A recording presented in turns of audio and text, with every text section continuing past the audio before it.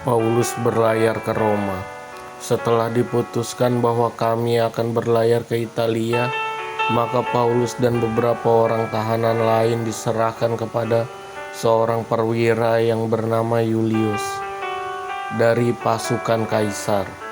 Kami naik ke sebuah kapal dari Adramitium yang akan berangkat ke pelabuhan-pelabuhan di sepanjang pantai Asia. Lalu kami bertolak ke Aristarkus, seorang Makedonia dari Tesalonika, menyertai kami. Pada keesokan harinya kami singgah di Sidon. Yulius memperlakukan Paulus dengan ramah dan memperbolehkannya mengunjungi sahabat-sahabatnya, supaya mereka melengkapkan keperluannya. Oleh karena ingin sakal, kami berlayar dari situ menyusur pantai Siprus, dan setelah mengarungi laut di depan Kilikia dan Pamfilia, sampai kami di Mira di daerah Likia. Di situ perwira kami menemukan sebuah kapal dari Alexandria dan hendak berlayar ke Italia. Ia memindahkan kami ke kapal itu.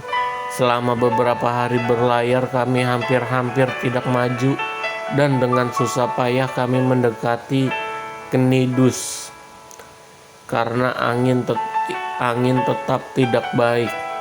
Kami menyusur pantai Kreta, melewati Tanjung Salmone. Sesudah kami dengan susah payah melewati tanjung itu, sampailah kami di sebuah tempat bernama Pelabuhan Indah, dekat kota Lasea. Sementara itu sudah banyak waktu yang hilang. Waktu puasa sudah lampau dan sudah berbahaya untuk melanjutkan pelayaran.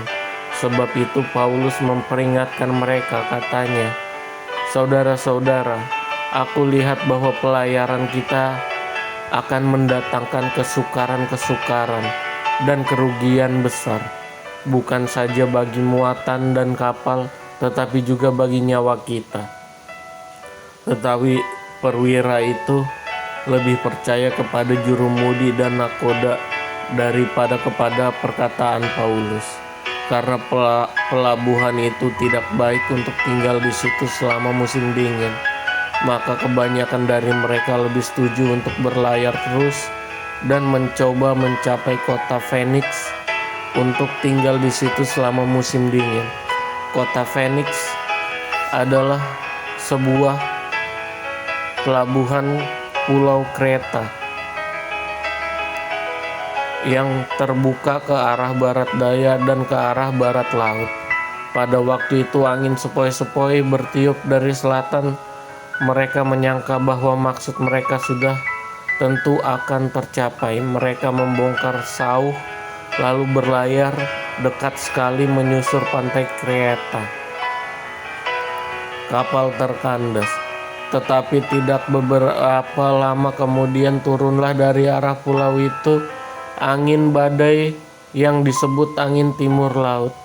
Kapal itu dilandanya dan tidak tahan menghadapi angin haluan. Karena itu kami menyerah saja dan membiarkan kapal kami terombang-ambing.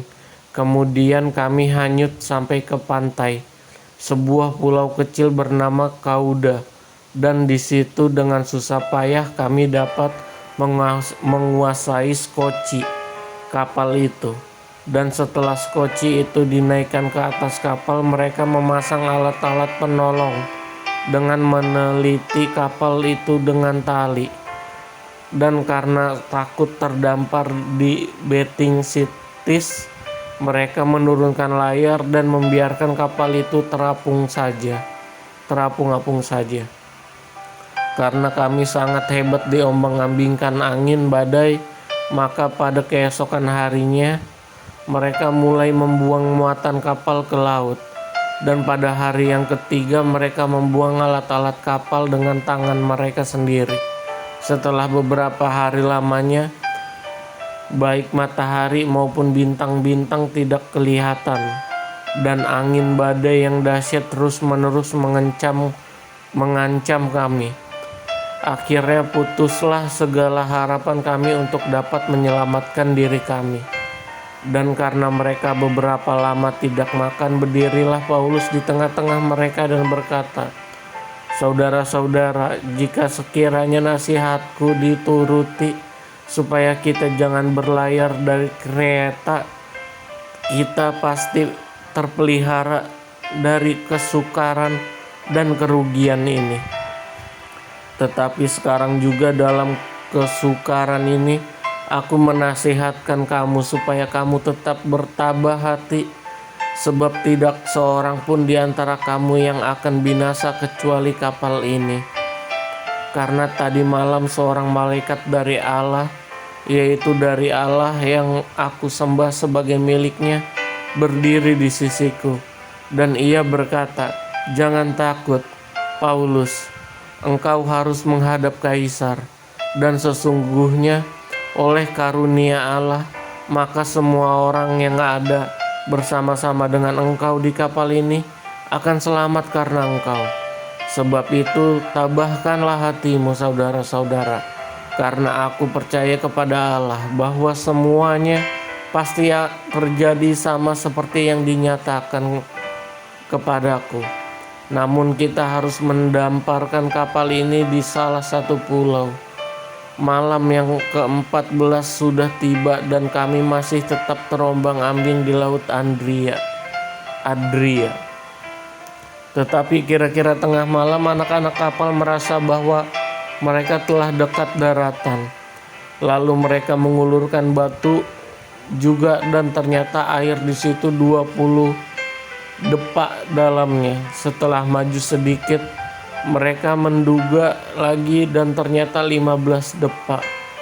Dan karena takut bahwa kami akan terkandas di salah satu batu karang, mereka membuang 4 sauh di buritan. Dan kami sangat berharap mudah-mudahan hari lekas siang. Akan tetapi anak-anak kapal berusaha untuk melarikan diri dari kapal. Mereka menurunkan skoci dan berbuat seolah-olah mereka hendak melabuhkan beberapa sauh di haluan. Karena itu Paulus berkata kepada perwira dan prajurit-prajuritnya, "Jika mereka tidak tinggal di kapal, kamu tidak mungkin selamat." Lalu prajurit-prajurit itu memotong tali skoci dan membiarkannya hanyut. Ketika hari menjelang siang, Paulus mengajak semua orang untuk makan. Katanya, "Sudah 14 hari lamanya kamu menanti-nanti saja, menahan lapar dan tidak makan apa-apa. Karena itu aku menasehati kamu supaya kamu makan dahulu. Hal itu perlu untuk keselamatanmu. Tidak seorang pun di antara kamu akan kehilangan sehelai pun dari rambut kepalanya." Sesudah berkata demikian, ia mengambil roti, mengucap syukur kepada Allah di hadapan semua mereka, memecah-mecahkannya lalu mulai makan. Maka kuatlah hati semua orang itu dan mereka pun makan juga. Jumlah kami semua yang di kapal itu 276 jiwa. Setelah makan kenyang, mereka membuang muatan gandum ke laut untuk meringankan kapal itu. Dan ketika hari mulai siang, mereka melihat suatu teluk yang rata pantainya. Walaupun mereka tidak mengenal daratan itu, mereka memutuskan untuk sedapat mungkin mendamparkan kapal itu ke situ. Mereka melepaskan tali-tali sauh, lalu meninggalkan sauh-sauh itu di dasar laut.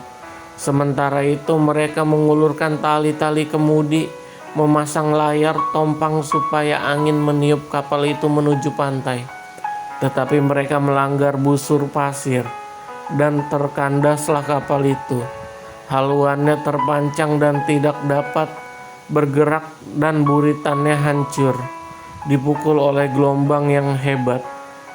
Pada waktu itu prajurit-prajurit bermaksud untuk membunuh tahanan-tahanan supaya jangan ada seorang pun yang melarikan diri dengan berenang. Tetapi perwira itu ingin menyelamatkan Paulus. Karena itu ia menggagalkan maksud mereka dan memerintah supaya orang-orang yang pandai berenang lebih dahulu terjun ke laut dan naik ke darat, supaya orang-orang lain menyusul dengan mempergunakan papan atau pecahan-pecahan kapal. Demikian mereka semua selamat naik ke darat.